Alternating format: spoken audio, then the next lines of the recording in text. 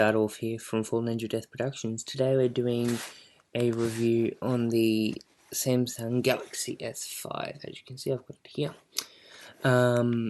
So without further ado, let's get started. Now, I'll be running through a few dot points that I actually had written down. The S5 seems to be very half-assed on Samsung's part. First, we'll go through the things we like. The usual Samsung staples are still there, and that's excellent. That means that the screen is powerful, bright, and enjoy to watch movies. They are also standard or high definition quality, depending on what you have, and it's excellent to do that. The sound output is mild to excellent, bringing you the best of tunes from your back speaker, and also making it easy to follow dialogue, hear effects, and such with noisy public within the noisy public with headphones. While I wouldn't recommend whacking the volume up at any time, in certain instances it needs to be done. The 16-megapixel ISOCELL camera is a step forward for the brand, but not offering stunning pictures each time. But on the whole, delivering a very attractive snaps, especially when you take the time to set the scene. I never tire of highlighting the micro SD and removable battery is a good thing to have. If nothing else, it's just for peace of mind. I'm impressed that Samsung are sticking to their guns there. The battery life is mild to excellent once again. If you're after something that'll keep chugging along no matter what throughout the day, then I'd suggest this in ultra power save mode. It is a beast. It lasts forever. Now on to things I didn't like. Despite the fact that Samsung is probably going to sell a record number of Galaxy S5 units, I can't help but think they've missed a massive trick by popping out another phone clad in plastic. Spin it however you want, the S5 feels cheap, and it comes from a no-mark smartphone brand as if it comes from a no-mark smartphone brand that would be dismissed and uninspiring.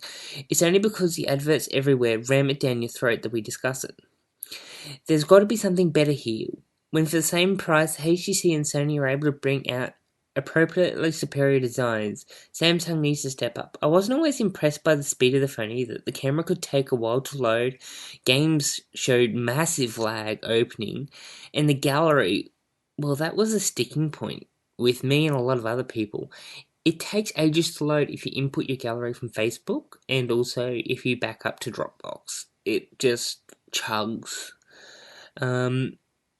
See, I've gone from a Note 3, which is here, to the S5, and there is a massive difference between the speed of the Note 3 to the S5.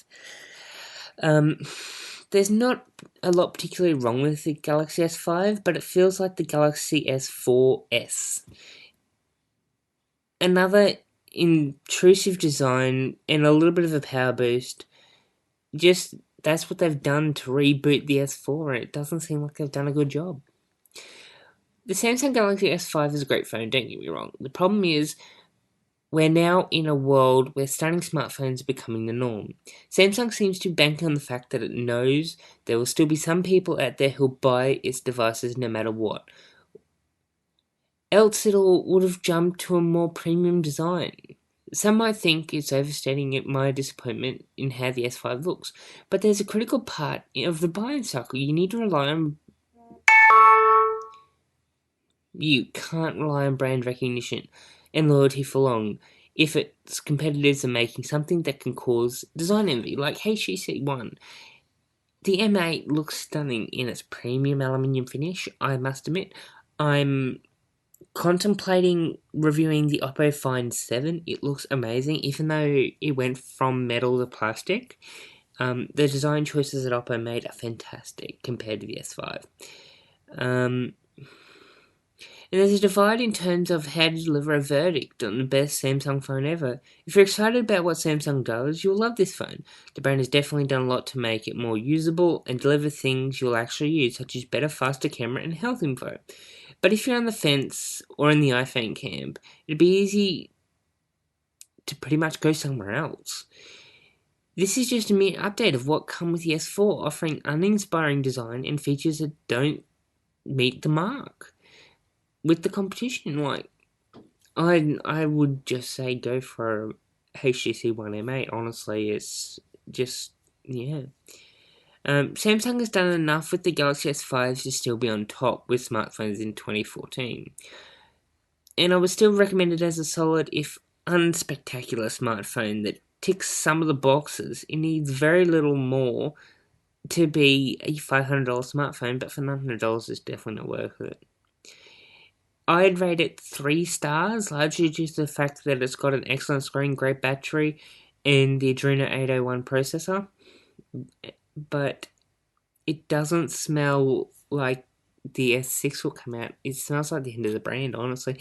It smells like it's just half-assed. Like Samsung just haven't tried. If you're a Samsung fan, you'll love this phone, and you should buy it without question. If you're more on the fence, there's a better one out there, honestly. My name's Ben Darterwolf. Thank you for watching this somewhat short review of the Samsung Galaxy S5. Rate, comment, subscribe, and if you want us to do more, let us know in the comments below. Once again, Darterwolf, Flying Death Productions. See you guys.